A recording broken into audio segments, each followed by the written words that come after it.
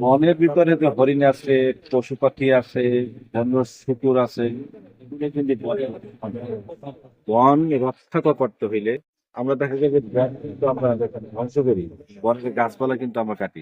এখন পশু পাখি বা বনের প্রাণীদের আবাসস্থল কোথায়? বনে। আমাদের বাড়ির কিন্তু তারা থাকে না, তারা কিন্তু বনে থাকে। এখন যে বনের গাছগুলো যদি আমরা নিধন করি, পশু পাখিগুলো যাবে কোথায়? তার তো জায়গা নাই। অটোমেটিক ওই পশুপক্ষী কিন্তু বিলুপ্ত হয়ে যাবে।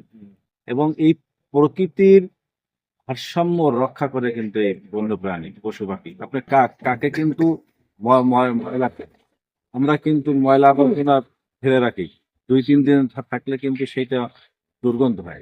এই কাকে কিন্তু সেই ময়লাগুলো খায়, এই খাওয়ার ফলে কিন্তু ওই যে দুর্গন্ধটা থাকে না, দেখা গেছে আমাদের পরিবেশ ভালো থাকে। এই জন্য আমরা আসলে বনকে যদি আমরা বন্য প্রাণী যদি আমরা টিকিয়ে রাখতে চাই, তাহলে আমাদের বন কিন্তু ধ্বংস করা যাবে না। ঠিক আছে, এই যে উদ্যোগটা আপনাদের কেমন লাগবে? সেটা ভালো।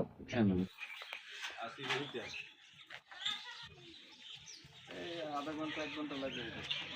এই না হয়েছে।